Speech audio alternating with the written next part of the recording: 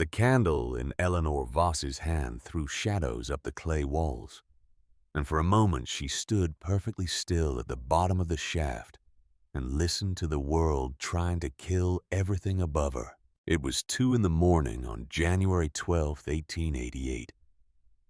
15 feet of Dakota earth pressed in on all sides. The thermometer she had borrowed from the schoolteacher in Beaver Creek read 37 degrees Fahrenheit. Outside, the wind had been screaming for 12 hours at 60 miles an hour, and the last reading she had taken at the cabin wall before the mercury dropped too fast to follow had been 31 degrees below zero, 65 degrees in 7 hours. She held the candle closer to the nearest wooden bin. The potatoes sat in the slats exactly as she had placed them in October, firm, pale, untouched by cold or rot. She pressed her thumb into one. It did not yield. She moved to the carrot boxes packed in dry straw, pulled one free, held it up to the light. Still crisp, still whole. The cabbages hung from the ceiling on their ropes, heads down, exactly as she had tied them. Not one showed the soft brown bruise of freeze damage. Eleanor Voss sat down on an overturned crate and cried. She did not cry because she had won. She cried because 15 years of carrying a particular memory had finally, at the bottom of a hole she had dug with her own hands, released its grip on her. She cried because the last time she had opened a cellar door expecting food and found only ruin. Her brother Henry had been 9 years old, and the name she had whispered into the frozen dark of that Iowa winter had never once stopped echoing. But that was the end of the story, or near it. The beginning was 5 months earlier on a hot August afternoon when a woman past 50 stood at the edge of a half-finished hole and made a decision that everyone she knew told her would kill her. She had arrived in Yankton County, Dakota Territory in August of 1887 with a farm wagon, 2 mules named Luther and Grace, $43 folded into a leather pouch sewn into the lining of her dress, and a grief she had not yet decided what to do with. Thomas Voss had died of fever on the 14th of June, 2 weeks after cutting the first cottonwood timber for the cabin he had planned on their claim along Beaver Creek. He had been 54 years old, a quiet man with large, careful hands, and a habit of reading seed catalogs in the evenings as though they were scripture. Eleanor had sat with him through 5 days of the fever and watched him go the way hard men went on the frontier, slowly. And then all at once, without complaint and without much in the way of last words, the neighbors who came to help bury him had been kind. The Bergmans brought food. Clara Whitmore sat with Eleanor the first 2 nights, and Harold Brandt, whose claim ran along the northern edge of the Voss land, had offered to buy her a train ticket back to wherever she had come from. Minnesota, she had told him. By way of Iowa before that. Minnesota, then, he had said, not unkindly. You cannot work this land alone, Mrs. Voss. It is not a question of will. It is a question of what the country requires, and the country requires more than one pair of hands. Eleanor had thanked him for coming and gone inside. She was 52 years old. She was not going back to Minnesota. The land office clerk had looked at her twice when she filed the claim. First to transfer it from Thomas's name to her own, then again as she signed, as though checking the signature against some private idea of who ought to be signing it. He was a young man with a precise center part in his brown hair, and he studied the paperwork with the expression of someone hunting for errors that were not actually there. 160 acres, he said. That is correct, and you will be working it alone. I will. He stamped the paper. He slid it across the counter. He did not wish her luck, which she appreciated because she had no particular use for luck. She had $43, 2 mules, a half-finished cabin, with 4 walls of cottonwood logs and no floor, and no proper roof, and an idea that had been forming in the back of her mind since she had stood at the edge of her dead husband's unfinished cellar and measured its depth with a length of rope. 3 feet.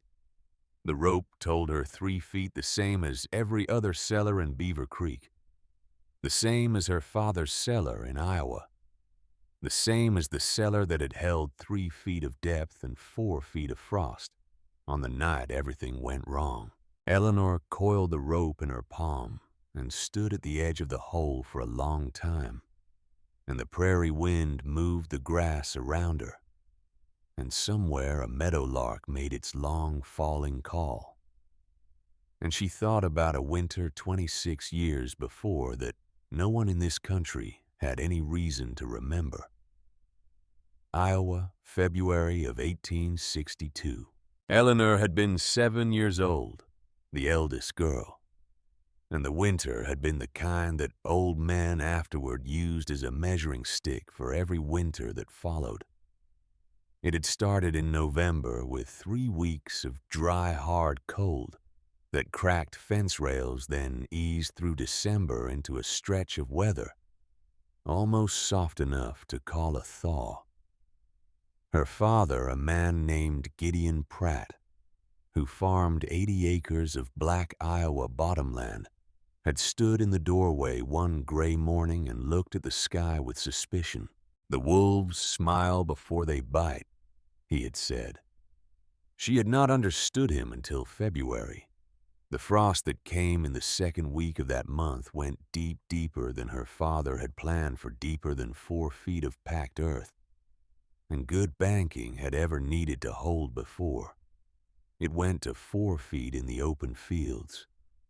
It went to 4.5 in the places where the wind had blown the snow thin and left the ground exposed to the killing air. Their cellar was 3 feet deep. Eleanor had been the one to open the door that first gray morning when her mother sent her down for potatoes. She still remembered the weight of the handle in her small hand. She remembered the smell, not cold, not clean, but something wrong, something sweet and rotten at once. She had lifted the lantern and seen the potatoes in their bins, each one black and sunken in its skin. The carrots had gone glassy. The turnips had cracked open like drop crockery. Every jar of preserved fruit along the south wall had frozen and burst, leaving sticky, dried blooms of blackberry and plum smeared across the shelf. Her youngest brother, Henry, was 2 years old. That February, too young to understand, old enough to be hungry. He was the one who suffered most as the weeks wore on and the food the neighbors could share ran thinner and thinner. He had not died that winter. He had been small and stubborn, and he had lived. But Eleanor had watched the fear move through the house like a draft under the door, and she had heard her mother weeping in the night. And she had learned at 7 years old the precise arithmetic that governed life on a farm, in a hard country that everything you needed to survive the winter could be destroyed in a single night if the hole you kept it in was not deep enough. 11 years later, Henry had not been so lucky. The winter of 1873 took him. He was 13 by then, thin-legged and serious, with a habit of collecting flat creek stones and carrying them in his coat pockets. And when the family's stores failed again, the same way, the same depth, the same frost, reaching down past the same 3 feet. He had given his share to the younger ones without being asked, in the quiet way of a boy who had decided something and would not be talked out of it. He took a fever and the hunger, and there was nothing left to feed it back with, and he died on the 3rd of March. Eleanor was 17. She had been the one to find him gone in the morning, and she remembered more than anything the way her father had carried Henry out to the wagon, with both arms, fingers spread wide across the boy's narrow back, pressing as though he might force warmth back into a body that had none left to take it. She had promised herself, standing in that Iowa farmyard in the March mud, that she would never trust a 3-foot cellar again. She had kept that promise for 15 years by having enough, by planning carefully, by never once cutting the depth short. And now Thomas had died in June and left her with a 3-foot hole and the whole weight of a Dakota winter coming down on her. And she understood with sudden cold clarity that all her careful planning had always, every single time, depended on someone else doing the digging. Now she would have to do it herself. She picked up the shovel. The settlement at Beaver Creek had grown quickly since the land rush opened the territory in 1879. There were perhaps 40 families within riding distance of the general store, Germans and Scandinavians, mostly with a scattering of folk from Ohio and Pennsylvania, who had come west in the boom years with New World hope and old country stubbornness in roughly equal measure. Most of them had arrived after the worst of it, after 80 and 81, when the territory had shown plainly what it could do to the unprepared. Most of them had built their first cellars exactly the way they had been shown to build them 3 feet deep. Well-banked, packed around the outside with prairie sod and hay against the cold. Harold Brandt had shown most of them how. He was 63 years old in the fall of 1887. A large, deliberate man who moved through the world with the settled authority of someone who had earned every opinion he held and saw no reason to revisit any of them. He had come to Dakota Territory in 1878 from Wisconsin, one of the first to file along the creek, and he had survived 9 winters that had broken younger and stronger men than he had ever been. He had buried his wife Marta in the winter of 1881, when the temperature held at 38 below for 11 straight days, and the snow drifted over the fence posts whole. He had buried his son Robert the following winter of a fever the cold had gotten down into. He was not a cruel man. He had carried water for Eleanor when the pump froze in September. He had lent Thomas Voss his broad axe without being asked twice. When Thomas died, Brandt had been the first one there, and he had dug the grave himself, because the ground was just soft enough, and he was just strong enough, and because it was the thing that ought to be done. But Harold Brandt had opinions about cellars, and he held them the way he held everything, which was to say firmly and without much room left over. Eleanor found him outside the general store on a Tuesday morning in late August, 3 weeks after Thomas's funeral, loading salt and cornmeal into his wagon. She had come to town for flour and a small bag of dried apples, and the particular conversation she had been putting off. "Mr. Brandt," she said, "I would like to ask you about cellar depth." He set a sack of cornmeal in the wagon bed and looked at her with the patient expression of a man who had answered a great many questions in his life and expected to answer a great many more. 3 feet, he said before she had finished asking. 3 feet with good banking and the right insulation. Same as everyone. And if the frost goes deeper than 3 feet, it does not. Not with proper banking. It did in Iowa in 73 and in 62. Brant shook his head slowly, the way a man shakes his head at a question he considers already settled. This is not Iowa. The snow lies differently here. The earth holds differently.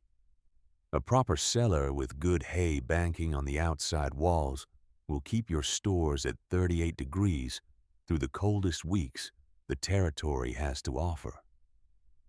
And if you are wrong, he looked at her, then really looked the way men looked at women who pushed past the first answer and kept on going.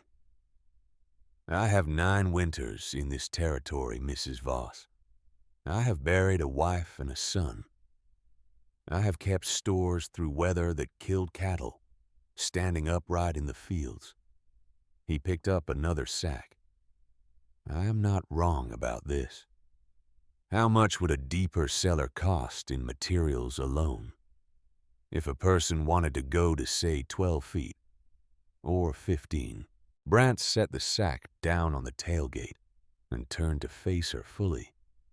And his voice when he spoke had the careful slowness of a man trying to be kind about something he found foolish. Mrs. Voss, you have $40. You have a half-built cabin with no floor and no roof. You have 4 months before the hard freeze in a woodpile that would not see you through a mild December. You have 2 mules, no help, no husband, and no family within 700 miles. He paused, letting it land. You cannot dig a deep cellar. You cannot afford the timber to frame it. You cannot do the labor alone, not at your age, not in the time you have. And even if by some miracle you could, you would spend everything you have on a hole in the ground and have nothing left for the roof or the wood, and you would freeze in that cabin long before the cellar ever did you any good. Dig 3 feet. Bank it well. Pray the winter is merciful. That is the only advice I have, and it is good advice. He said the word widow without saying it. It was in the whole speech, underneath every line of it, the assumption that her aloneness was a kind of diagnosis that it explained in advance everything she could and could not do. Eleanor listened to all of it. Thank you for your time, she said. She bought 12 pounds of flour, 5 pounds of salt, and a small bag of dried apples. The total came to $6.20, which left her with $36.80, a 3-foot hole, and the memory of flat creek stones in a dead boy's coat pockets. She went home and began to dig.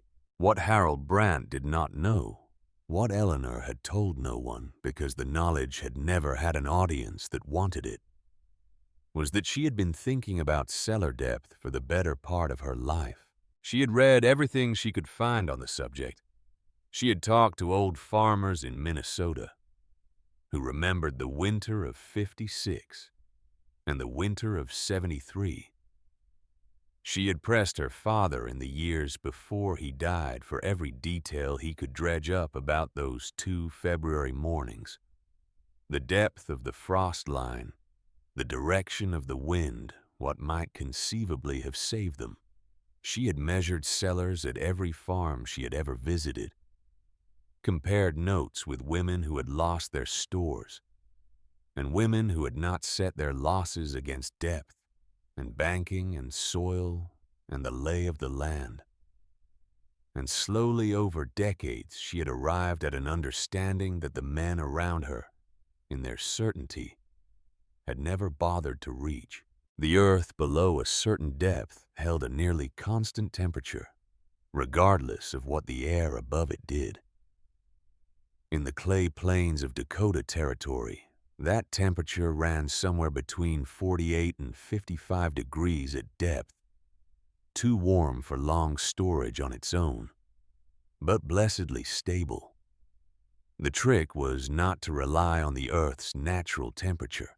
The trick was to use the depth of the Earth as insulation against the surface swings, and then to manage the cellar's temperature actively to draw cold night air down through ventilation when the surface dropped below 40, bringing the chamber to that narrow saving band of 38 to 40 degrees that kept root vegetables firm without freezing them, and then to seal the vents at dawn and let the earth hold that cold against the day. It wasn't complicated once you understood that cold air was heavier than warm and would sink and pool at the bottom of an enclosed space if you let it. But it required depth. Below 12 feet, the Earth's buffer was deep enough to prevent the catastrophic swings that destroyed shallow cellars. 12 was the minimum. She wanted 15 because she had learned in Iowa exactly what the cost of being a few feet short could be. She understood what 15 feet meant.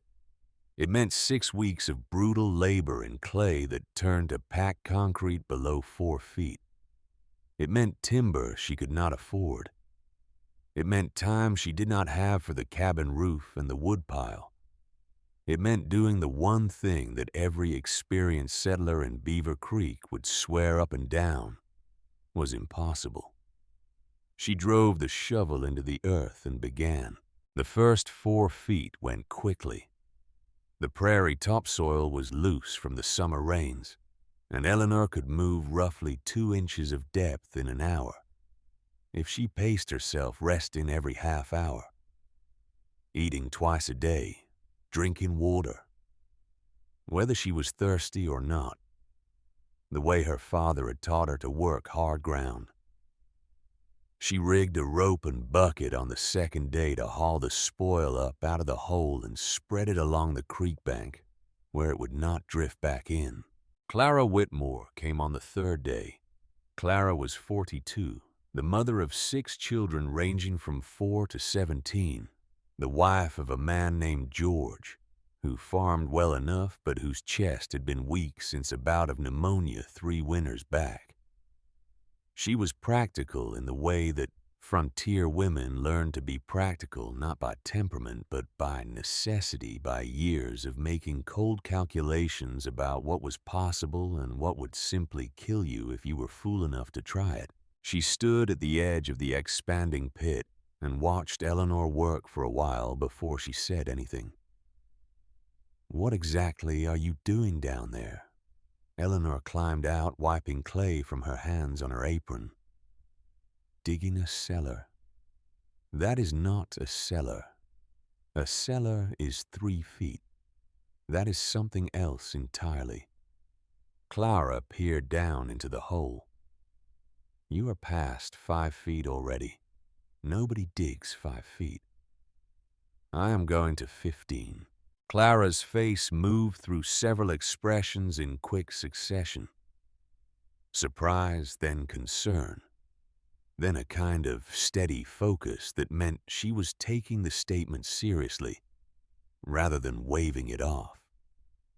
"Eleanor, that is not possible. You will hit the water table. The walls will slump and bury you before you ever get them framed. And even if they hold, how do you fetch stores out in January? You will break your neck on an iced ladder." "I will build the ladder properly. And the water table is lower than 15 feet here. I checked the well logs at the land office." "You will run out of time is what you will do. The ground freezes in 6 weeks. You still have no roof on that cabin." Clara glanced up at the canvas stretched over the bare rafters, then back down at the woman standing in the half-dug pit. "You cannot do everything, Eleanor. No one could." "Then I will do this first." "Why this?" Eleanor drove the shovel into the clay at the bottom of the hole. "Because the roof will not matter if I starve." Clara was quiet for a moment. When she spoke again, her voice had softened, lost some of its briskness. "I know you have had a hard season. Thomas passing the way he did so sudden, and now you out here alone with all of this. I am not grieving my way into a bad decision." Eleanor said without looking up. I am making a calculation. What calculation? The frost went 4 feet in Iowa twice in my lifetime. It will go that deep here in a bad year or deeper. A 3-foot cellar will freeze in a bad year. A 15-foot cellar will not. She levered a load of clay into the bucket. That is the whole of the calculation. There is no grief in it. Clara stood watching a little longer. Then she left without another word, and Eleanor heard her wagon roll off down the track, and she kept digging until the light failed. At 4 feet the soil changed. The loose topsoil gave way to dense, packed clay, a different material altogether, hard as old oak, demanding a different method. Eleanor switched from the straight-blade shovel to a pick for the breaking, and used the shovel only to scoop the loosened clay into the bucket. It was slower and far more punishing. The shock of the pick striking hard clay traveled up the handle into her wrists, her elbows, her shoulders, until her whole upper body felt as though it had been worked over with a club. Her palms blistered, tore and blistered again over the torn skin. She rested more. She ate carefully, never too much and never too little. She slept harder than she had slept since before Thomas died. At 6 feet, the temperature changed. She noticed it first on the 6th morning climbing down the ladder to start the day's work. The air at the bottom of the pit was distinctly cooler than the air above.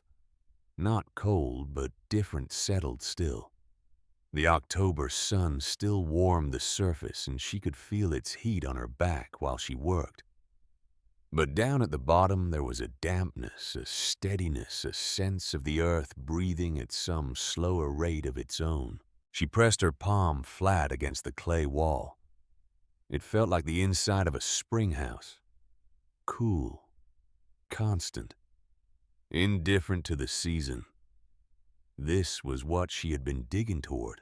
Edmund Hollis ran the lumber operation 2 miles north of Beaver Creek, out of a sawmill he had built in 1882, on the strength of a government contract that had since expired. He was a heavy-set man in his middle 50s, deliberate in manner with a reputation for fair prices and absolutely inflexible terms. He had extended credit to 3 families in the early years who had not survived their first winters, and he had spent every year since not extending credit to anyone for any reason. Eleanor found him on a Thursday afternoon in late September, supervising the cutting of winter stock at the mill. 15 feet. He repeated when she had explained what she needed. His voice was neither unkind nor interested. You want to frame a root cellar 15 feet deep. I need 8 posts, 6 by 6, 12 feet long, and planking for the wall liners and the roof frame. Hollis looked at her with the steady patience of a man running a business. The posts alone would run you $18. The planking on top of that. You have $18, I have $7. Then you have a problem, Mrs. Voss, and it is not one I can solve. I can work. I can cook clean, do your laundry and your mending, anything that needs doing until spring. Hollis shook his head, not unkindly, but with the flat finality of a door closing. I do not need a cook. I do not need a maid. What I need is paying customers, and what you need is to stop digging a hole that is gonna collapse and bury you. He turned back toward the screaming saw. Go home, Mrs. Voss. Dig a proper 3-foot cellar bank well, and pray the winter is easy. Eleanor walked back to her claim in the failing light, running numbers she already knew by heart. $7. 18 needed. $11 short with no family to wire, no credit to draw, and no way under the sun to close the gap before the ground turned to iron. She sat that night at the edge of the 8-foot hole and watched the stars wheel over the dark prairie. And for the first time since Thomas died, she felt the precise weight of being alone. It was not loneliness. She had made her peace with loneliness long before she ever came west. It was something more exact than loneliness, the simple recognition that every resource has a limit, and that she had finally found hers. Will did not dig clay. Memory did not buy timber. She had been right about the depth, and being right was not going to be enough. And that was a harder thing to sit with than she had expected. She went into the cabin and took a sheet of paper and sat by the lantern and began a letter to her sister Ruth, who had stayed in Iowa. "Dear Ruth," she wrote in the unsteady hand of a tired woman writing late, "I may have been wrong about everything. I believed I had planned sufficiently. I believed the calculation was correct, and I still believe it is. But a correct calculation requires materials, and materials require money. And I have neither the money nor anyone in this whole country willing to lend it to me." She stopped there. She read the sentence back. She looked at it for a long time in the lantern light. Then she folded the paper carefully into quarters and put it in the pocket of her dress. She took the lantern down into the 8-foot hole and picked up the shovel and kept digging because the only alternative was to stop. And stopping meant the 3-foot cellar. And the 3-foot cellar meant the frost. And the frost meant flat stones cold in a coat pocket and a father's spread fingers pressing warmth into a boy who had none left.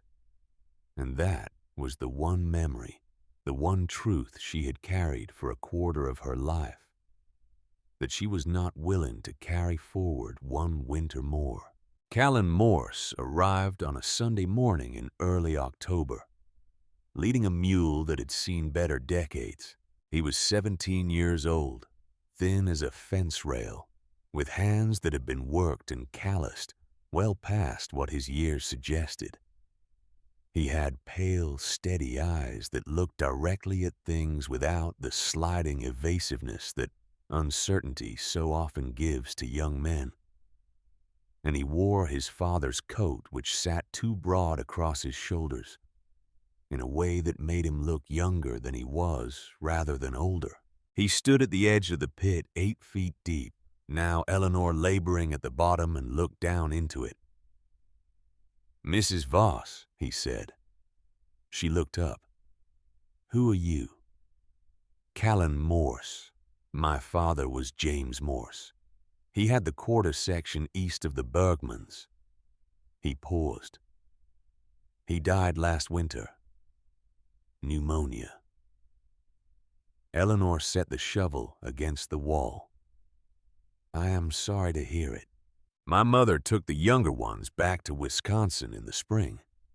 I stayed on working where I could, saving toward a claim of my own."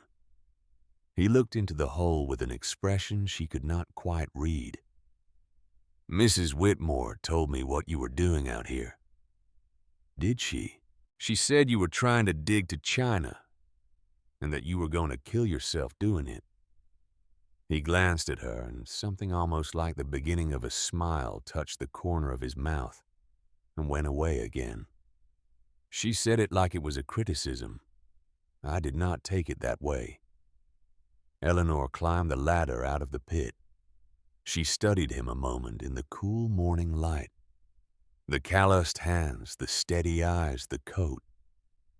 "Why did you come?" she said. The boy was quiet for a moment, choosing. "My father dug a 3-foot cellar," he said finally. "Same as everybody. Last winter we lost half our potatoes to the frost. He said it was bad luck." Callan looked down into the hole again. I thought it was bad planning. He died before I could ever say so. He drew a breath. My father had lumber set aside. From before he took sick, he had it in his mind to frame a new cellar. That summer, dig it proper. 6 posts oak, he cut them himself, about 10 feet each, and some pine planking warped in places but sound. It has been sitting at the old place since spring doing nothing. He stopped. Nobody is using it.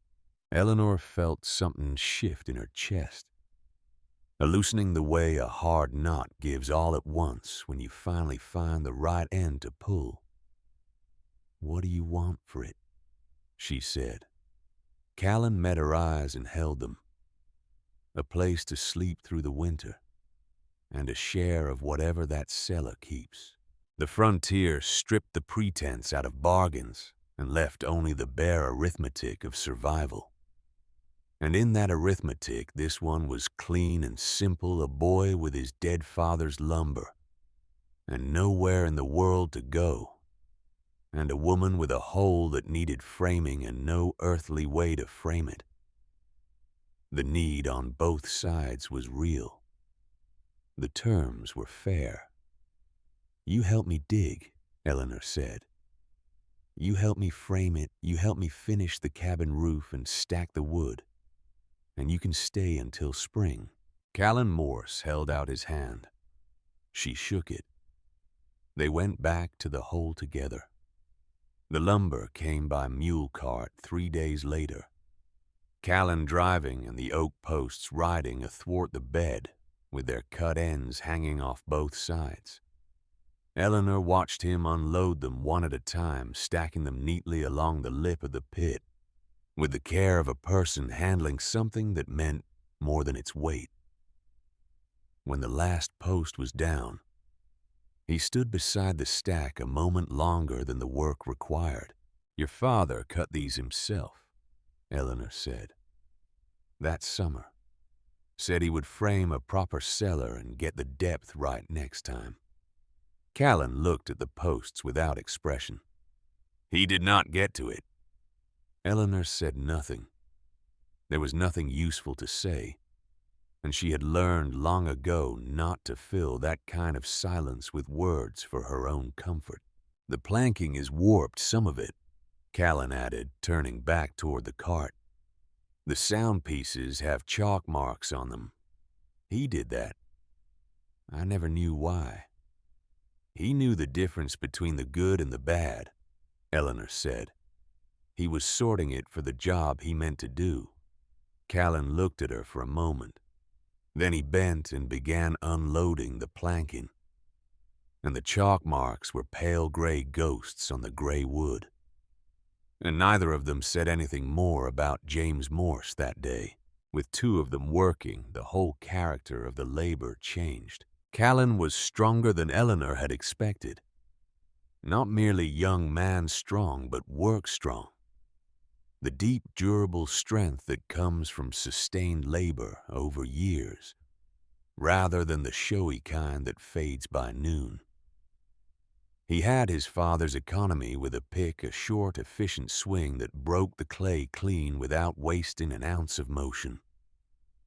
Eleanor directed and Callan executed, and between them they drove the pit downward at very nearly twice the pace she had managed alone. She taught him the bucket rig. She taught him to cut the clay walls dead vertical, rather than sloped so the pressure of the surrounding earth pressed the wall into itself and worked in their favor, instead of slumping inward. She taught him to read the soil, the shifts in color and density that told you when you were passing from one layer to the next, the dark horizontal stains where underground water had stood a very long time ago and left its memory in the clay. At 9 feet, they struck one of those stains, a band of darkened earth, running level across all 4 walls. Water, Callan said, touching it. Old water. Eleanor said. The table is lower than this now. This is where water sat a long time back, maybe 100 years, maybe more. The clay remembers it. She pressed her finger into the stain. It held firm, dry, solid. It is not seeping. We are fine. Keep on. How do you know all this? Because I read everything I could lay hands on, and I asked everyone who had ever lost stores and everyone who had not. And over 30 years I worked out where the difference lay. She looked up at him from the bottom of the hole. The difference is almost always depth. Men want it to be luck because luck is nobody's fault. It is not luck. It is depth. Callan worked the pick a while in silence. My father said it was bad luck, he said at last. When we lost the potatoes. He said the frost ran deep that year. It was just bad luck. Was it? The boy thought about it honestly. The way she was coming to understand, he thought about most things. No, he said finally. It was a 3-foot cellar in a country that never promised 3 feet would be enough. Eleanor picked up her shovel and said nothing because he had said it better than she could have, and there was no improving on it. At 10 feet, the temperature differential was beyond mistaking. The surface air had turned hard and cold by mid-October, dropping near freezing on clear nights. But the air at the bottom of the pit hung motionless and cool, somewhere in the upper 40s by her reckoning. She laid her bare palm against the clay and felt the earth's deep, ancient steadiness under her hand. The steadiness that had nothing to do with weather or season, that had been there before the prairie had a name. 50 degrees, she said. Maybe 52. Too warm for potatoes, Callan said. He had the numbers by heart. Now 38 to 40 was the window, 8 degrees standing between firm food and ruin. Too warm as it stands. That is what the vents are for. She pointed up toward where the entrance would be cut. We build 2 vents into the roof frame. One near the door, one at the far corner. Wooden pipes with covers that slide. On clear, cold nights, when the surface drops below 40, we open them both. Cold air is heavier than warm, Callan. It does not rise. It sinks. It pours down into the cellar and fills it from the floor up like water filling a jar. And come morning, most men do not. They dig a hole and they hope. Hope is not a plan, he said. No, Eleanor said. It is not. It is what you are left with when you did not make one. Edmund Hollis came in the 3rd week of October. Eleanor was at the bottom of the pit when she heard his voice up at the surface, that deliberate, businesslike tone she remembered from the sawmill. She climbed the ladder to find him standing at the edge, with a lantern peering down into the shaft, with an expression she could not immediately read. 14 feet, he said as her head cleared the lip. 15 by the end of the week. Hollis said nothing for a moment. He held the lantern out over the void, and the light fell down the clay walls and caught the framing they had set at the corners. Callan's oak posts braced with cross members at 4-foot intervals. The pine planking nailed to the inside of the walls, wherever the clay showed any inclination to slump. It was not elegant work. It was sound work, which on the frontier was the only kind that counted for anything. He studied it a long time the way a man studies the work of someone he has underestimated. The framing is decent, he said finally. There was something grudging in it and something else underneath the grudge. The posts are oak. Callan's father cut them. Hollis nodded. He looked at the framing and at Eleanor, and back down into the hole. Then he said flatly, the way he said everything, "You know the ground freezes in 2 weeks. You have not finished your cabin. You have not stacked enough wood. You have poured 6 weeks into a hole in the ground. The arithmetic does not work, Mrs. Voss. One way or another, something fails. Most likely all of it." Eleanor looked at him steadily. "Then I will fail above ground," she said, "not below it." Hollis held her gaze for a long moment, and something moved behind his face that was not quite respect, and was not quite anything she had a single word for the look of a man quietly revising a position he had been entirely certain of an hour before. He turned and walked away without another word, and she heard his horse, and then she heard nothing. The next morning, 4 oak posts were stacked beside the pit.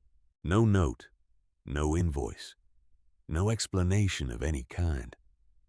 Eleanor stood over them a while in the cold morning light, and then she looked off down the empty road toward the sawmill that could not be seen from where she stood, and she said, to no one, and she carried the nearest post over to the framing and set it in place. They hit 15 feet on the 29th of October. Eleanor stood at the bottom of the shaft and looked up the long throat of it at the small, distant circle of October sky, gray, cold, impossibly far. The floor underfoot was packed harder than anything they had cut through above, and the air around her hung cool and motionless and smelled of deep earth, a smell that had nothing whatever to do with the surface, or the weather, or the turning of the year. It was the smell of the earth's own held temperature, the one it kept faithfully, no matter what went on overhead. She pressed her palm flat to the wall. Cool, constant, ready. "We made it," Callan said. "We made it to the depth," Eleanor said. "Now we make it a cellar. That is the harder half." The framing took 4 days of brutal labor. They set the corner posts first, sinking them 2 feet into the packed cellar floor and bracing them against the clay with iron spikes Eleanor had salvaged from Thomas's abandoned toolbox. Crossbeams came next, rough oak, spanning the 15-foot square building, the skeleton that would carry the roof. Callan's posts and the 4 from Hollis combined with cottonwood logs they cut from the creek bank and stripped and wedged into place with prairie sod gave them just barely enough. Just barely enough was all the frontier had ever once offered her. The roof was the piece that mattered most, and Eleanor had been turning its design over in her mind since August. Too heavy and the framing would buckle and bring the whole thing down. Too light, and it would not hold the weight of banking soil that had to insulate the chamber through the winter. She had settled on a design worked out over several evenings on the back of a seed catalog. A double layer of cottonwood planks, separated by a foot of packed prairie sod. Then a second layer of planks, then a final capping layer of sod. When they finished it on the 7th of November, the roof weighed well over 1,000 pounds. It sagged a little in the center. It held. The trap door was a problem they solved with desperation. A hatch cut into the roof frame built up from scrap hung on leather hinges cut from an old harness. It was not elegant. Lifting it from below took both hands in a particular upward heave, and Eleanor practiced the motion in the dark until it was automatic, because she could imagine more than one circumstance in which she would need to open that door fast and could not afford to fumble it. The ventilation pipes came last. They drilled 2 holes through the roof frame with a brace and bit that had been Thomas's, fitted each with a square pipe built up from cedar shingles, and mounted sliding covers worked from inside the cellar. Eleanor tested them 3 times. They moved freely. They sealed tight. On the 15th of November, she climbed down the ladder with a candle and a thermometer she had borrowed from Mr. Addison, the schoolteacher, who had lent it with the slightly amused air of a man humoring an eccentric neighbor. She held the thermometer steady in the still air at the bottom and waited for the mercury to settle. 48 degrees. Too warm, exactly as she had expected. The vents had stayed sealed all through the building, and the earth had been quietly bleeding its stored summer heat into the closed chamber. That night she opened both vents wide and left them gaping until dawn. In the morning, 41 degrees. Better. Not yet perfect, but potatoes would keep at 41 if the humidity held steady. She worked the vents for the next several nights, thrown open at dusk, sealed hard at first light, and by the time the cellar was ready to fill, the thermometer read 39 degrees on the clear, cold mornings. They filled it over 2 days at the end of November. 12 bushels of potatoes went into slatted wooden bins along the north wall. Each bin lifted off the floor on wooden pallets so the air could move beneath them. Eleanor inspected every potato before it went in, setting aside any with a soft spot or a cut, keeping only the sound ones because one rotting potato in a clothes bin would take a dozen good ones down with it. 8 bushels of turnips took the east wall. 6 bushels of carrots went into boxes packed with dry straw roots pointed downward so they would not sprout. The cabbages, 3 bushels of them, she wrapped at the stem in damp burlap and hung from the roof frame on ropes, heads down, the way her mother had hung them in the cellar in Iowa a lifetime ago. 37 jars of plum preserves put up from the wild trees along the creek through the late summer went along the southwest wall, kept well clear of the vegetables. Callan set the last crate and stepped back. The cellar smelled of earth and straw and root vegetables and cedar, and underneath all of it some other quality of the air that Eleanor recognized but could not have named the smell, perhaps, of a thing that had been done right. "Will it work?" he said. Eleanor was watching the thermometer. As she watched, the mercury settled at 39 degrees. "Ask me in January," she said. There was still the cabin. She had known from the first day she chose the cellar over the roof that she was wagering against the natural order of things. A person who starved had no use for a warm cabin, but a person who froze to death had no use for a full cellar either. She had placed her chips on the cellar first, and now she had to play the rest of the hand with whatever was left. And what was left was a fortnight of failing weather and 2 pairs of hands. Callan worked the cabin roof while Eleanor split wood. The canvas came down, and cottonwood planks went up over the bare rafters, close-fitted and caulked with moss and dried grass, wherever they did not sit flush. Over the planks went sod-thick slabs of prairie sod, lay grass side down, and built up until the roof was 1.5 feet deep and solid enough to walk on. It was not a handsome roof. It was a weatherproof one, which was a different thing and a far more important one.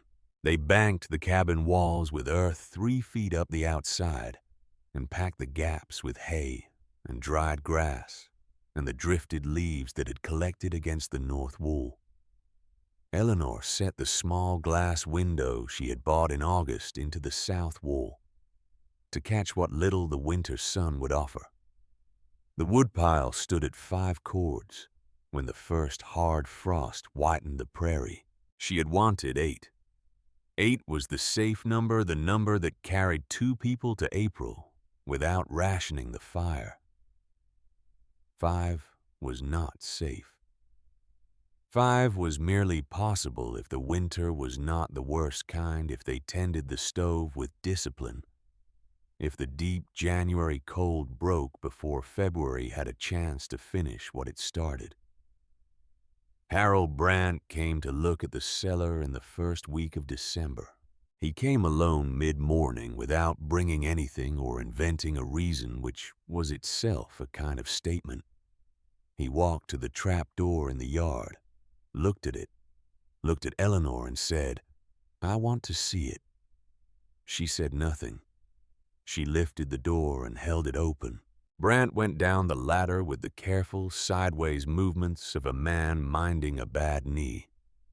He stood at the bottom of the shaft a long while, and Eleanor came down after him and stood off to one side and let him look his fill.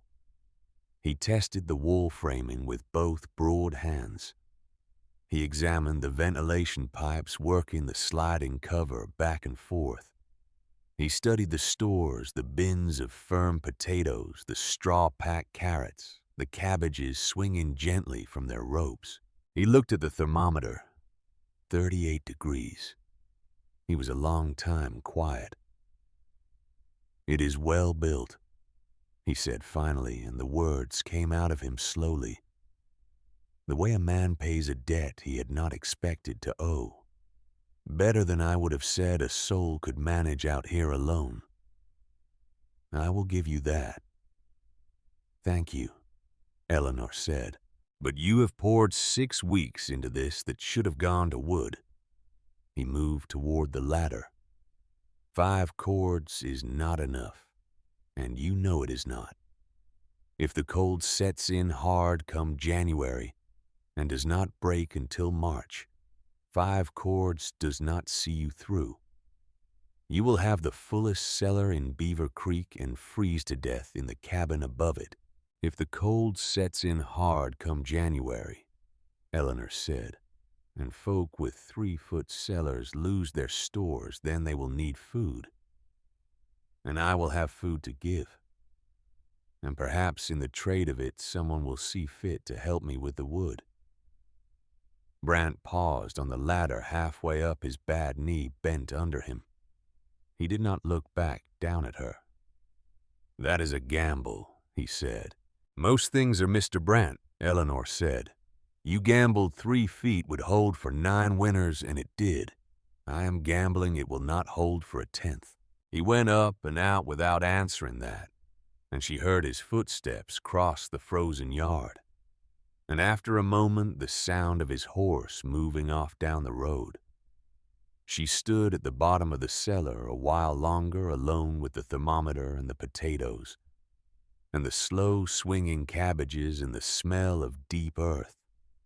And she thought about Henry and her father's spread fingers in the folded letter still in her pocket that she had never sent.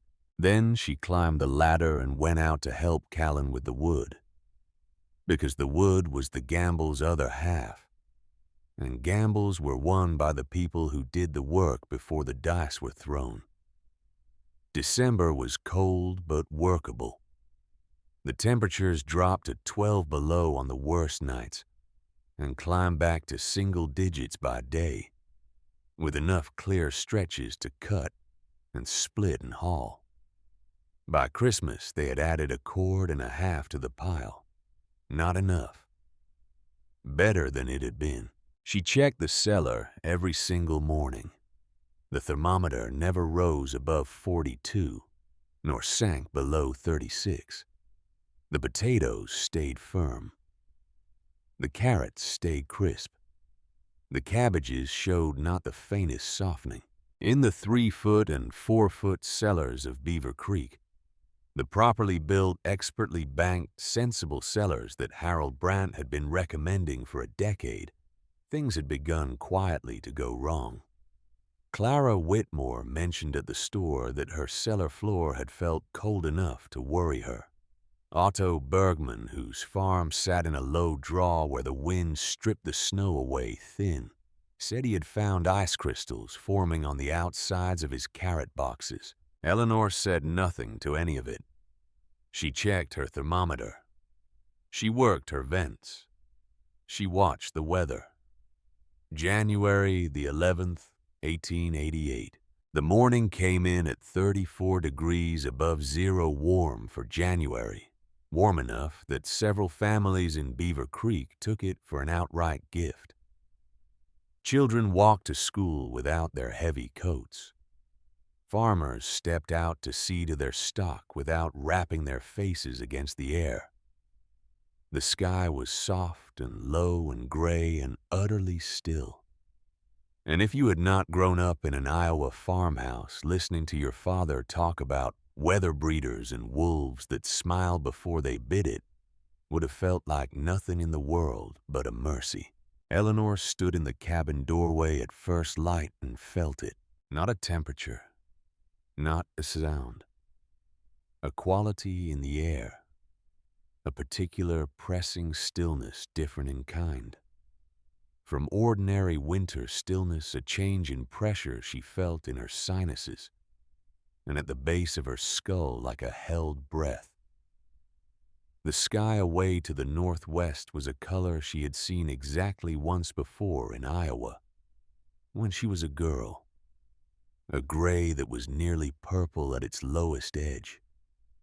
A gray that was thinking hard about becoming something else. She went straight to the cellar and climbed down. 38 degrees. Both vents sealed from the night before. She checked them anyway.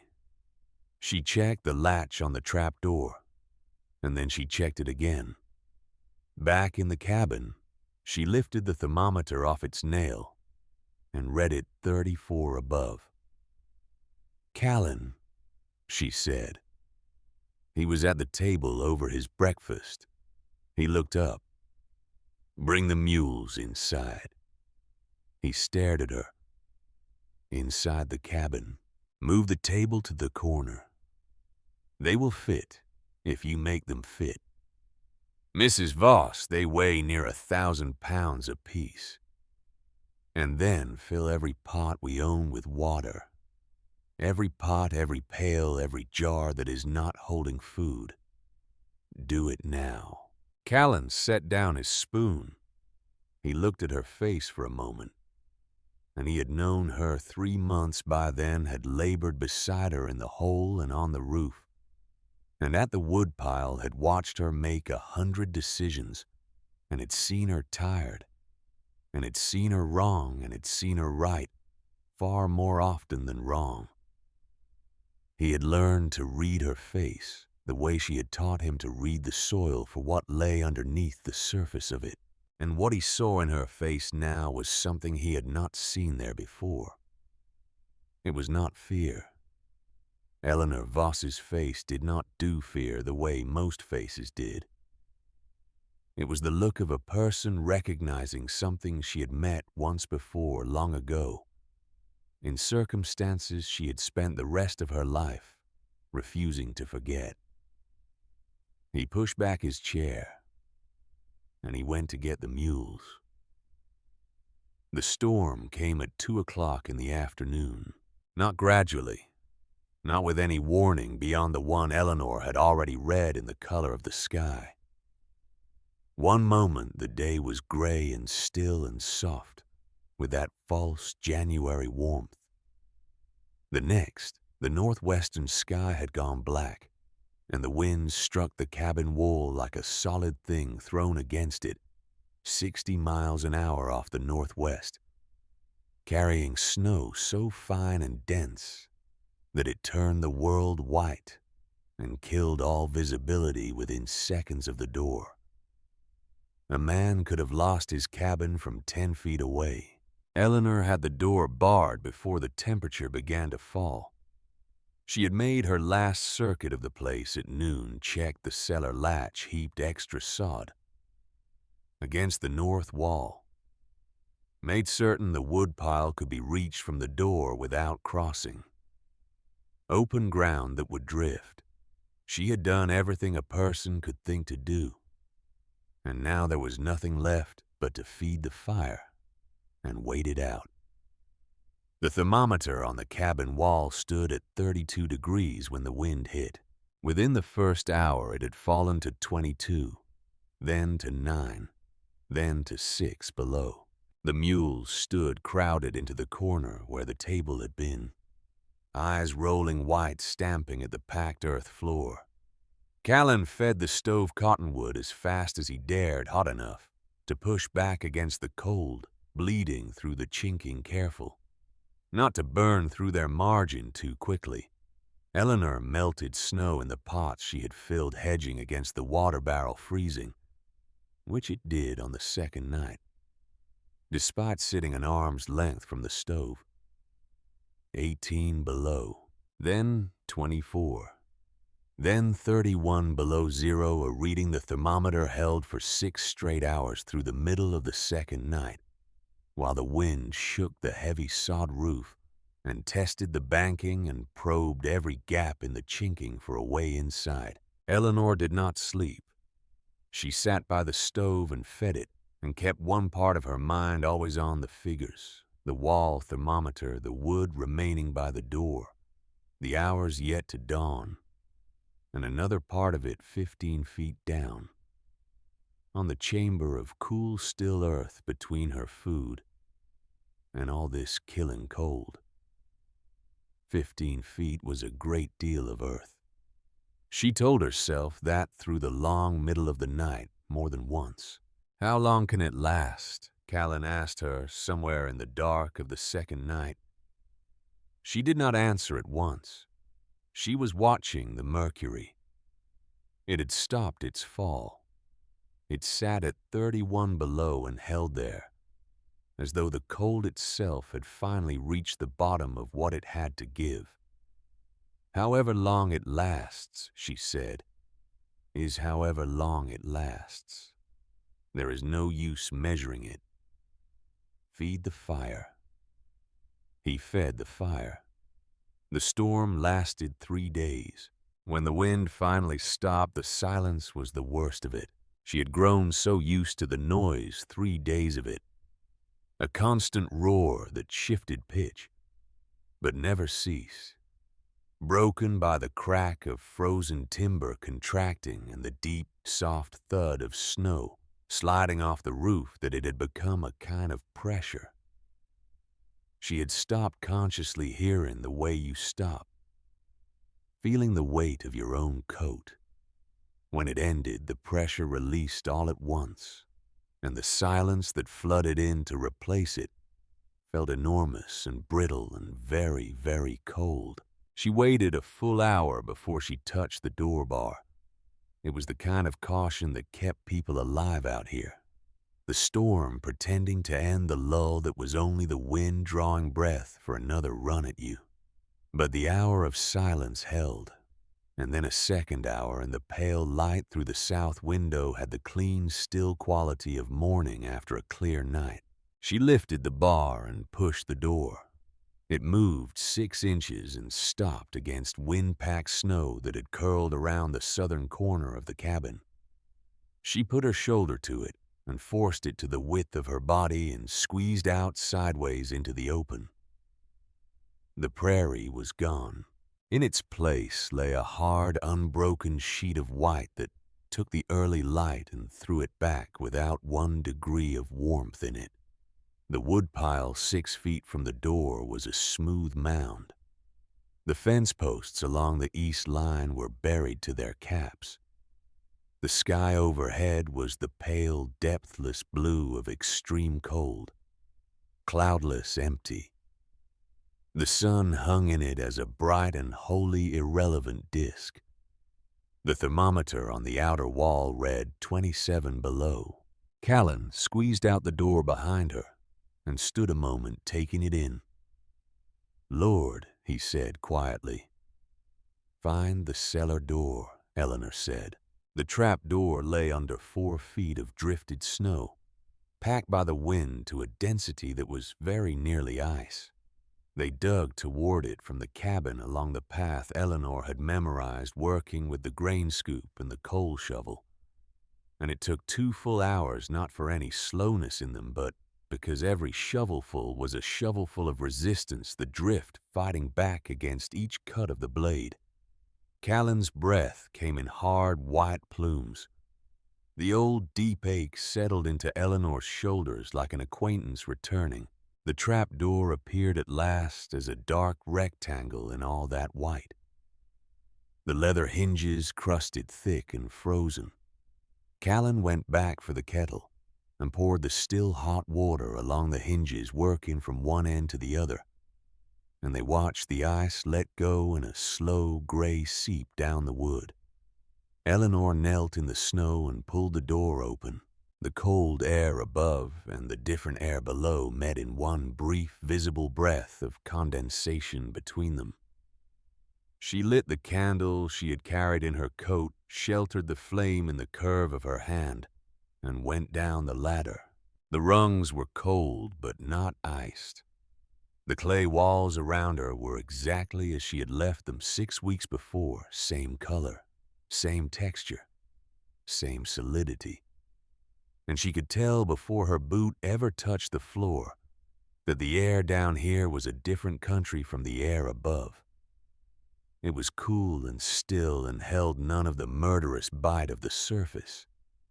It smelled of earth and straw and cedar. She raised the candle to the thermometer. 37 degrees Fahrenheit. She stood still a moment. Then she crossed to the potato bins along the north wall and pressed her thumb against the nearest one. Firm. She lifted another into the candlelight and turned it over in her fingers. No soft spot, no glassy skin. No sign anywhere that the frost had reached in and touched it. She went to the carrot boxes, pulled one free of its straw, bent it gently. It held without cracking the sure sign of a carrot that had never frozen and thawed. The cabbages hung from the roof frame, motionless, unchanged, exactly as on the day she had tied them. The frost had not come down here. 15 feet of Dakota earth had held it out. Eleanor Voss sat down on the overturned crate in the southwest corner, and she put her worn hands in her lap, and she cried. It was not the quiet, contained crying of a woman keeping her composure. It was the other kind, the kind that had been stored up for 15 years inside one specific memory, and that now, at 37 degrees at the bottom of a hole, she had dug with her own 2 hands, finally had somewhere it was allowed to go. She cried for Henry, and for her father's spread fingers, pressing warmth into a body that had none. She cried for the letter folded in her pocket, and never sent for the doubt she had carried down into this hole and was leaving here. She cried because every calculation she had made and every choice she had defended against every voice in the county had been correct, and the thing she had feared most, the cold engine that had driven all of it, had come exactly as she feared, and had been turned away. Up at the surface, the frost had gone deeper than anyone in Beaver Creek had planned for. Down here, the earth held 37 degrees, and the potatoes were firm. Callan stood at the top of the ladder looking down into the candlelit dark. He did not climb in. He understood without being told that this was not his moment to be in. The news from the settlement came in over the days that followed, carried back by Callan on the 3rd day after the wind died, when the temperature had climbed to 15 below, and the road was passable for a man who dressed for it and kept moving. He was gone 2 hours, and Eleanor knew from his face before he spoke a word that what he carried was not good. Clara Whitmore's cellar had frozen to the floor. She had gone in on the 2nd morning of the storm reckless, but the children had to eat and found the boards white with ice and the potato bins frozen through. She had moved what she could up onto the higher shelves, which ran a degree or 2 warmer, and lost 2 bushels before she got them lifted. The rest had survived, but she had spent the storm hunched over her stove, counting what was left against the weeks still standing between her family and the spring. Otto Bergman was worse. Bergman farmed a low draw along the south drainage, a place the wind scoured thin every winter, leaving the frost a clear, uninsulated road down into the ground. His cellar was 4 feet deep, deeper than most dug, after he had lost a part of his stores in '84, and taken from it the lesson to go 1 foot further. He had trusted that lesson the way a man trusts a thing that worked once. On the second day of the storm, desperate to fetch food up for his 3 grandchildren, wintering with him while his son worked the railroad, he had opened his cellar and found not cold but solid ice. Floor to ceiling, the whole chamber frozen into a single block. He had slipped, climbing back out. The ice ladder gave under him, and he went down hard onto the frozen ground beside the door and broke his hip. And his son had found him there the next morning when the storm broke alive. But barely the cold gone deep into him. They had him at the cabin now, and his daughter-in-law was doing what could be done. But the doctor was in Yankton, and in that weather Yankton might as well have been the moon. And Harold Brandt's cellar 4 feet deep, properly banked, expertly built. The very model he had been preaching for 10 years had held through the cold of December and early January, and then failed in the blizzard's wake. The frost that followed the 3 days of wind with the insulating snow stripped clean off the ground around his cellar entrance had gone down to 4.5 feet, and in the worst exposed places very likely to 5. It had entered his potato bins from the bottom. He had gone in the morning the wind died and found the lower half of every bin frozen 4 inches into the potatoes, and he was working through them. Now Callan had seen him through the window as he passed, sitting at his kitchen table with a lamp and a paring knife, sorting each potato by hand, the frozen from the sound trying to reckon how long his family could live on what was left. Callan told it all in the flat, steady voice of a man reporting facts rather than judging them. When he was done, the cabin was quiet a while. "How many lost their stores, do you think?" Eleanor asked. "Most everyone? Anyone with a cellar under 6 feet? That is everyone but you." Eleanor looked down at her hands. "And the Bergman grandchildren," she said. "What are they eating? Whatever Otto had above ground. Salt pork and flour. The daughter-in-law's been baking what she can." Eleanor stood up. "Go back," she said. "Tell them all to come here." Harold Brandt came alone without the grandchildren on the morning of January the 15th. She saw him from the window, a large, deliberate figure laboring up the snow-packed path from the road, moving slower than was usual for him, favoring the left knee badly. He was not wearing his hat. He carried it in his hand at his side, and that one detail, the hat already in his hand before he had reached the door, told her most of what she needed to know about the conversation they were about to have. She opened the door as he reached the yard. He stopped when he saw her. He looked at her, and then he looked past her at the trap door rising out of the snow. "I want to see it," he said. She stepped aside, and she lifted the door for him and held it, while he got himself down the ladder, the bad knee making an awkward business of the descent, his breath clouding in the cold air of the shaft.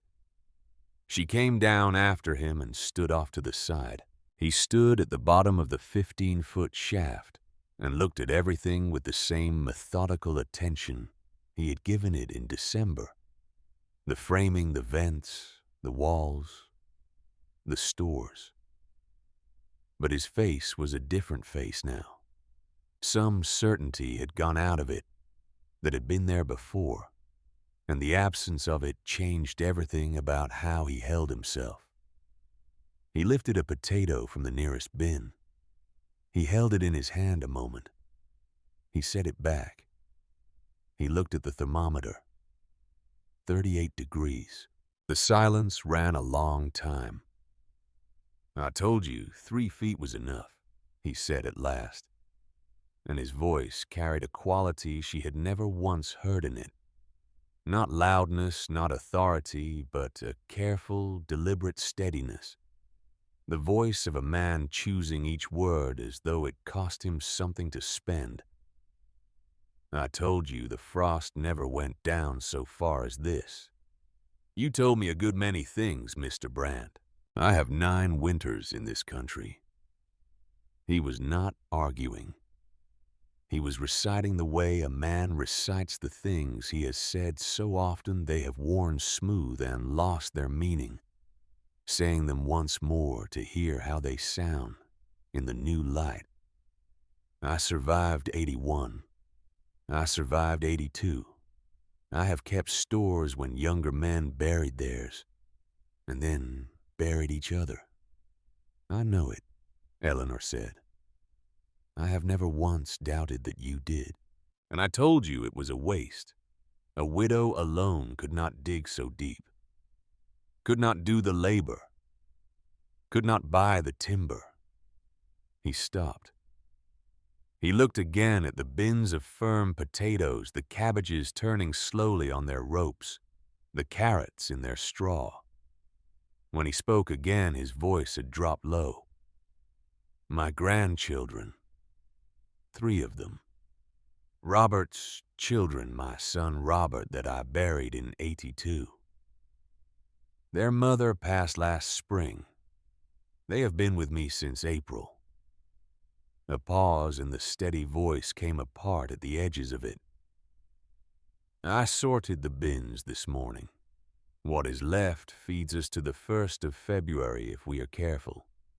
10 days past that if we are not." Eleanor said nothing. She waited. "February is not the spring," Brandt said. "No," she said. "It is a long way from the spring." Another silence, longer than the first. She watched him stand in the cellar she had dug against his counsel, among the potatoes that had stayed firm against his certain word.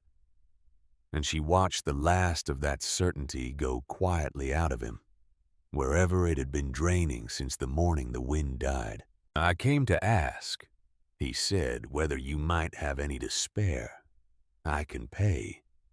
I can work it off, I can—" He stopped. His jaw worked once. "I am asking you."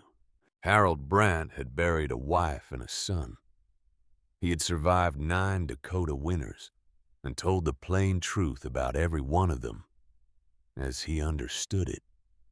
And he had been wrong in the particular way that hard experience sometimes makes a man wrong. Not through any ignorance, but through too much faith in the narrow lessons of his own survival, with not enough room left over for the lessons he had not yet had to live. Eleanor thought about Henry.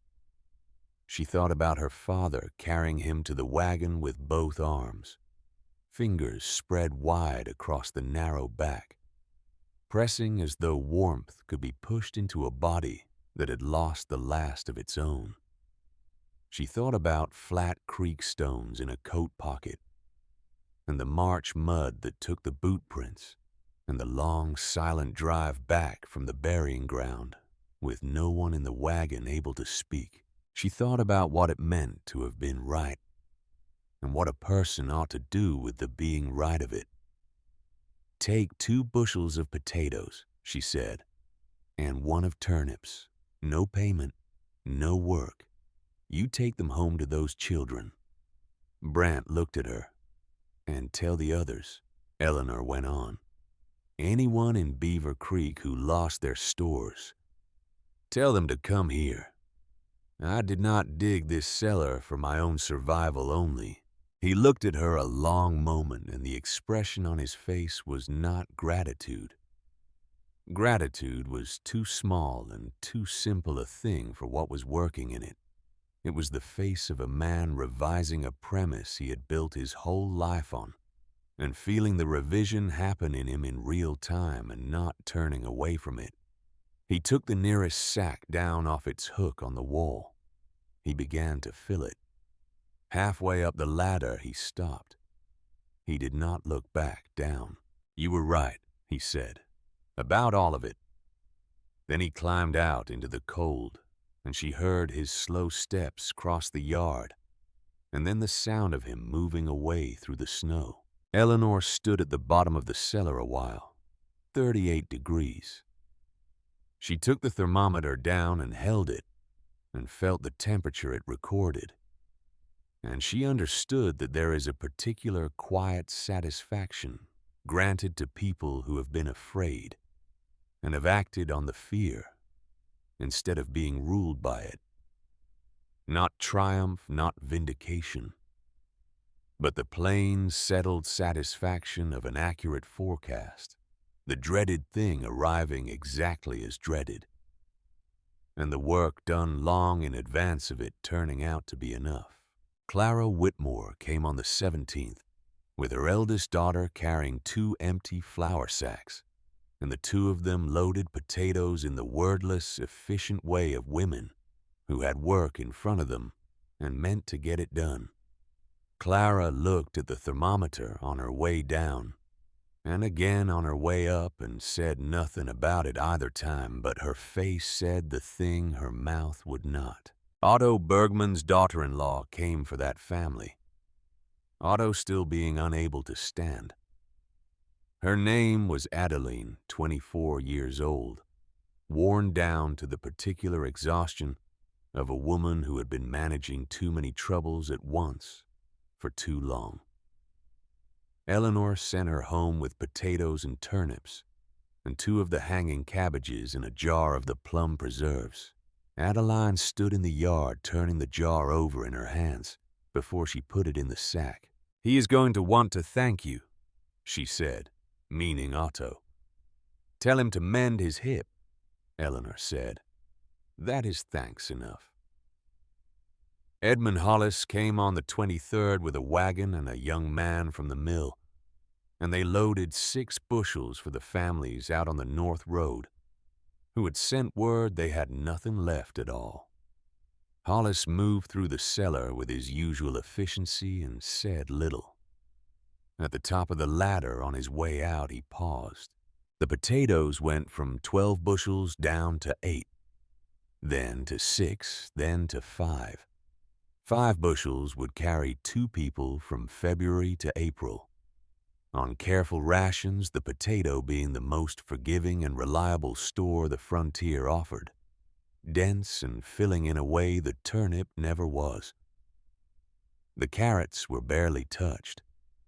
The cabbages hanging in the cool, still air had come through the winter, so nearly whole that they surprised even Eleanor, who had braced for some loss and found almost none. The cellar had held. Even giving away bushel after bushel what she had put up in October proved more than enough for the 2 of them. In late February, when the worst of the cold had finally cracked, and the air outside had climbed toward a working cold rather than a killing one, Eleanor spent an afternoon sorting the last of the stores and taking honest stock of what remained. She found the letter in her coat pocket while she worked, still folded into its quarters, still unread since the night she had written it, soft now and creased from weeks of being carried. She unfolded it and read it once through in the candlelight. "Dear Ruth, I may have been wrong about everything. I believed I had planned sufficiently. I believed the calculation was correct, and I still believe it is. But a correct calculation requires materials, and materials require money, and I have neither the money nor anyone in this whole country willing to lend it to me." Callan was behind her in the cellar, restacking the bins to close up the gaps the giving away had left. She could hear him working the small, honest sounds of it. She lit the candle she kept on the shelf for the thermometer readings and she held the letter to the flame.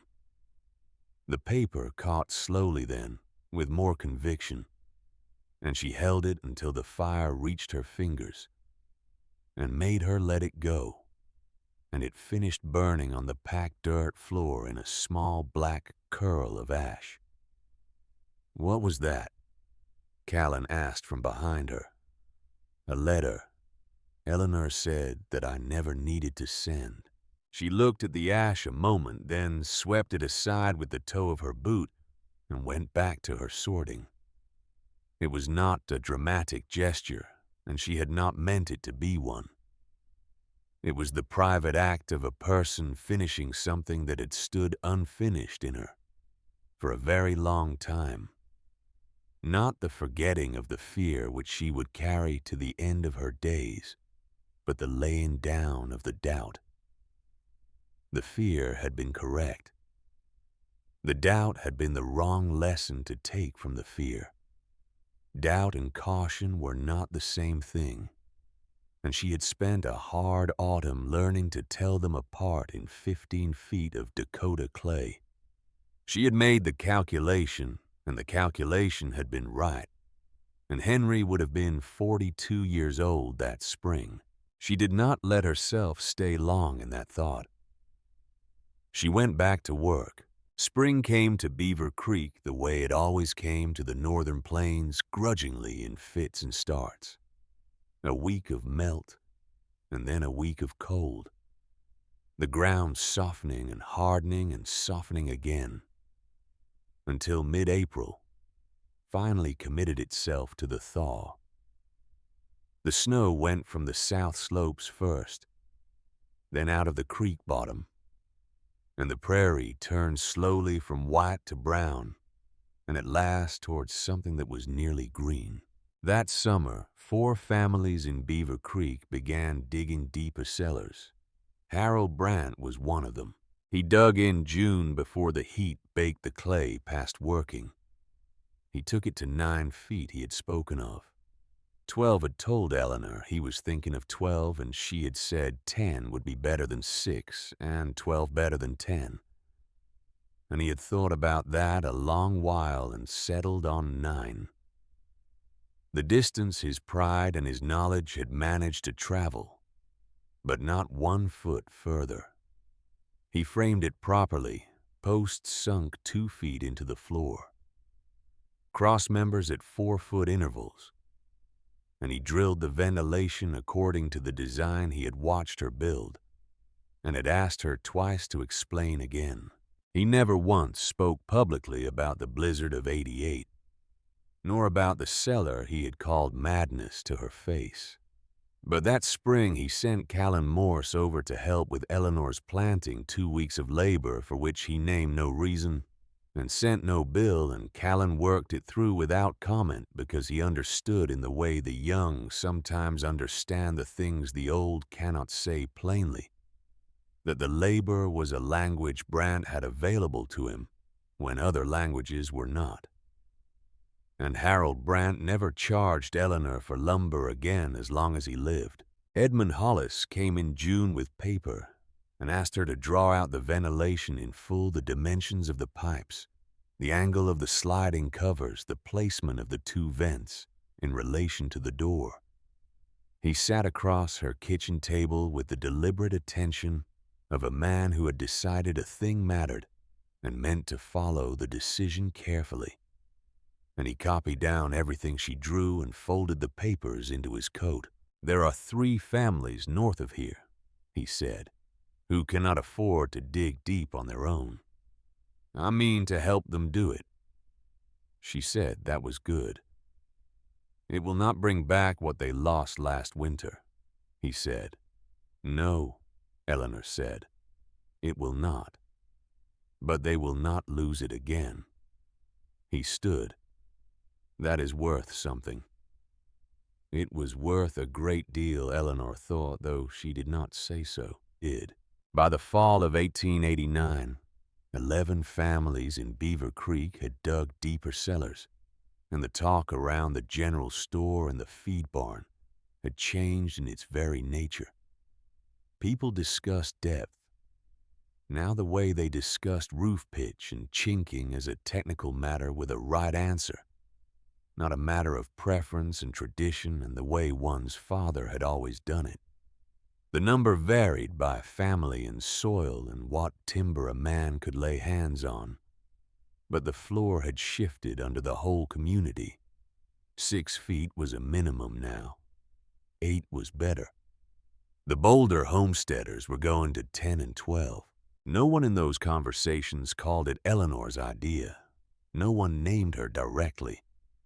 But when someone asked why a family had gone to 9 feet when 6 had always seemed plenty, the answer somewhere in it always touched on the winter of '88 and on what a cellar must be able to hold when the frost goes down further than any living man has planned for. Callan Morse filed his own homestead claim on the quarter section east of Eleanor's land in the spring of 1890. He was 20 by then, broad enough in the shoulder that his father's coat no longer hung loose on him, with the same pale, steady eyes and the same calloused hands he had brought up the road 3 years before behind a tired mule. He built his cabin in June and had his cellar dug to 10 feet by August ventilated on Eleanor's design. He married a Norwegian girl named Sigrid Halland from the next county in the summer of 1892. And Eleanor went to the wedding and sat near the back and ate cold chicken and dried apple cake and watched the boy dance with a contentment she recognized as the very thing she had hoped for. The morning she shook his hand over a half-dug hole. When their first child came in the spring of 1893, they named her Eleanor. She lived on her claim 11 more years after the winter that made her name in the county. She enlarged the cabin and improved the cellar and planted apple trees along Beaver Creek that never quite took to the prairie soil, being made by nature for gentler country, but that blooms stubbornly white every April. Regardless, because that is the kind of thing apple trees do when you give them enough time and ask nothing of them but to try. She died on a November evening in 1899 in the chair beside the south window, where the winter light came in best 64 years old. Callan found her the next morning when she did not come to the door at the hour they had agreed on, and he sat with her a while before he went for Clara Whitmore, because there was no urgency left in the situation, and it seemed right to sit with someone who had mattered to you rather than to rush straight off to the formalities. The ground was frozen. It was the Dakota prairie in November, and the ground was what the ground always was. So Callan and Sigrid and the older Morse children carried Eleanor Voss down the ladder into her own cellar on the afternoon of the day she died and laid her on a board in the cool, still air. And the thermometer on the wall read 38 degrees, and the frost could not reach her. And the earth held steady around her the way it had held steady through the blizzard of '88 and through every winter since. They kept her there until April, when the thaw had finally gone deep enough, and then they buried her in the yard of her own claim under the stubborn apple trees. The trapdoor in the yard of the old Voss place lasted another 50 years. Farmers passing the property would sometimes stop and point it out to their children. The weathered wood, the leather hinges replaced twice, and then replaced again, the latter going down into the dark. And they told the story the way stories get told in country, where the land remembers things a little differently, every time the details drifting with each telling, but the heart of it never changing. The widow who dug while the whole county laughed. The blizzard that took everything. The cellar that held when nothing else did. They came to call it the Deep Vault. Eleanor Voss never once called it that. She called it what it plainly was, a cellar dug by a woman who had carried one memory for 15 years and would not let the frost take anything more she loved. She had not dug it to be proven right. She had not dug it to win anything from anyone. She had dug it because she had done the arithmetic the frontier demanded of everyone who meant to stay alive on it. And the arithmetic had told her one simple and brutal truth, that the whole margin between eating and starving was 8 degrees, and that between an 8-degree margin and nothing at all stood only the depth of the earth a person was willing to put between themselves and the cold. She had dug to get below the cold. The rest of it the empty sacks filled and carried home the families who came to dig deeper after her. The name that outlasted her by half a century was none of it anything she had set out to make. It was only what happens when a hard calculation turns out to be right, and the right answer turns out to matter to more lives than your own. And when the people of Beaver Creek dug their cellars in the years that followed the great blizzard, they went a little deeper than they strictly had to, past what seemed sufficient, past what their neighbors had done, past the comfortable point of reassurance and on into the territory of certainty. They did it because Eleanor Voss had done it first, and because they had seen with their own eyes what 15 feet of earth could hold, when all the world above it was trying to freeze everything that had not been buried deep enough. They dug a little deeper, just to be sure.